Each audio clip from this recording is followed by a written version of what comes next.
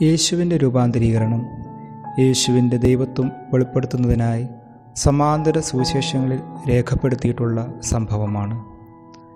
വിശുദ്ധ ലൂക്കായുടെ വിവരണം നാം കാണുന്നത് 9-ാം അധ്യായം 28 മുതൽ 36 വരെ വാക്യങ്ങളിലാണ്. ഈ ഭാഗത്ത് കാണുന്ന ചില വാക്കുകൾ മാത്രം കൂട്ടിവെച്ചാൽ അത് പഴയ നിയമ കാലഘട്ടത്തിൽ ദൈവം മോശയ്ക്കും പ്രവാചകന്മാർക്കും ജനത്തിനും സ്വയം വെളിപ്പെടുത്തിയപ്പോൾ ഉപയോഗിച്ച വാക്കുകൾ തന്നെയാണ് എന്ന് കാണുവാൻ സാധിക്കും. ഒന്നാമതായി, യേശു മലയിലേക്ക് പത്രോസ്, യാക്കോബ്, യോഹന്നാൻ എന്നീ ശിഷ്യന്മാരെ മാത്രം കൂട്ടിക്കൊണ്ട് കയറിപ്പോയി.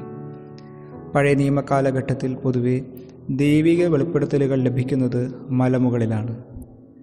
മലമുകൾ എന്നത് ലൗകിക വിഷയങ്ങളെ മാറ്റിവെച്ച് ദൈവിക കാര്യങ്ങളെ തേടുവാൻ ഒരു മനുഷ്യനെടുക്കുന്ന തീരുമാനമാണ്.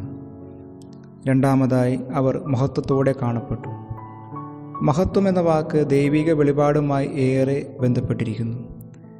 ദേവാലയത്തിൽ ദൈവിക മഹത്വം ദൃശ്യമായി എന്നും കേബാർ നദീതീരത്ത് വെച്ച് എസക്കിയേൽ പ്രവാചകൻ ദൈവിക മഹത്വം ദർശിച്ച് അസ്തപ്രജ്ഞനായി എന്നും കെരൂബുകളുടെ മേൽ സിംഹാസനസ്ഥനായ ദൈവത്തെ ഏശയ്യാ പ്രവാചകൻ ദർശിച്ചു എന്ന് പറയുന്നിടത്തുമെല്ലാം ദൈവിക വെളിപാടിനെ ദൈവമഹത്വത്തിൻ്റെ വെളിപ്പെടുത്തലായിട്ടാണ് വേദഗ്രന്ഥം സാക്ഷ്യപ്പെടുത്തുന്നത്.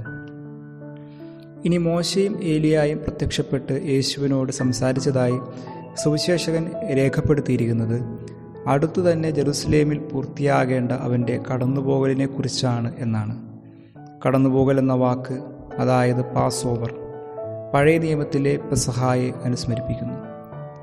ഈജിപ്തിൻ്റെ അടിമത്തത്തിൽ നിന്ന് ഇസ്രയേലിനെ വിമോചിപ്പിക്കാൻ അവരുടെ മുൻപേ കടന്നുപോയ ദൈവം തന്നെ പാപത്തിൻ്റെ അടിമത്തത്തിൽ നിന്ന് ലോകത്തെ വീണ്ടെടുക്കുവാൻ കടന്നുപോകുവാൻ ഒരുങ്ങുന്നു. മോശയും ഏലിയായും പിരിഞ്ഞു പോകുമ്പോൾ പത്രോസ് 3 കൂടാരങ്ങൾ ഉണ്ടാക്കാമെന്ന് പറയുന്നുണ്ട്. കൂടാരവും നമ്മെ ഓർമ്മിപ്പിക്കുന്നത് കാനാനിലേക്കുള്ള നീണ്ട 40 വർഷത്തെ യാത്രയിൽ ഇസ്രായേൽ ജനത്തിൻ്റെ കൂടാരങ്ങൾക്ക് മധ്യേ ദൈവവും കൂടാരത്തിൽ വസിച്ചു എന്ന സത്യമാണ്.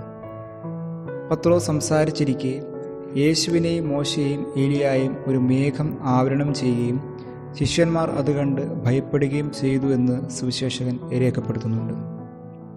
ഇതും മേഘത്തൂണായി ഇസ്രായേലിനെ നയിച്ച ദൈവപരിപാലനയും മേഘാവൃതമായ സീനായ് മലയിൽ മോശയ്ക്കരികെ ഇറങ്ങിവന്ന ദൈവത്തിൻ്റെ ചിത്രവും സമാഗമ കൂടാരത്തിൽ മോശയ്ക്ക് പ്രവേശിക്കാനാവാത്ത വിധം നിറഞ്ഞ ദൈവസാന്നിധ്യവുമെല്ലാം സൂചിപ്പിക്കുന്നു.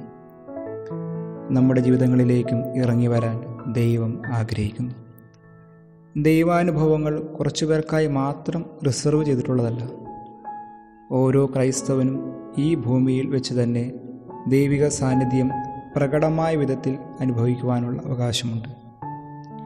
എന്നാൽ ദൈവഹിതം നിറവേറ്റാനുള്ള തീരുമാനമാണ് ദൈവിക വെളിപാടിനുള്ള മുന്നൊരുക്കം. മോശയും ഏലിയായും യേശുവിനോട് സംസാരിച്ചത് ജെറൂസലേമിൽ അടുത്തു തന്നെ പൂർത്തിയാകുവാനിരിക്കുന്ന യേശുവിൻ്റെ കടന്നുപോകലിനെക്കുറിച്ചാണ്. അതായത് യേശുവിൻ്റെ പീഡാനുഭവവും മരണ ഉത്ഥാനത്തെക്കുറിച്ചാണ്. ദൈവമഹത്വം ശിഷ്യന്മാർ ദർശിച്ച താബോറിലെ സംസാര വിഷയം പീഡയും നിന്ദനവും ക്രൂശാരോഹണവും മരണവുമെല്ലാമായിരുന്നു. ഈ സഹനത്തോടുള്ള യേശുവിൻ്റെ ആമേനാണ് പിതാവിൽ നിന്ന് ഇവൻ എൻ്റെ പുത്രൻ, ഇവൻ്റെ വാക്ക് ശ്രവിക്കുവിൻ എന്ന സ്വർഗീയ അരുളപ്പാടിന് നിദാനമായത്. സഹനത്തോടുള്ള ജീവിത പ്രതിസന്ധികളോടുള്ള തകർച്ചകളോടുള്ള ആമേൻ എല്ലാം അറിയുന്ന ദൈവത്തെ മഹത്വപ്പെടുത്തുന്നു. അതിലൂടെ ഒരുവൻ്റെ ജീവിതത്തിൽ ദൈവമഹത്വം വെളിപ്പെടുന്നു. ദൈവാനുഭവം എന്നത് ദൈവത്തോടുള്ള സമ്പൂർണ്ണ അനുസരണത്തിലാണ് അടങ്ങിയിരിക്കുന്നത്.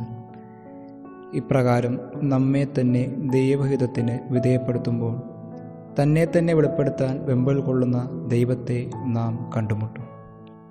ദൈവകൃപ നമ്മിൽ സമൃദ്ധമാവട്ടെ.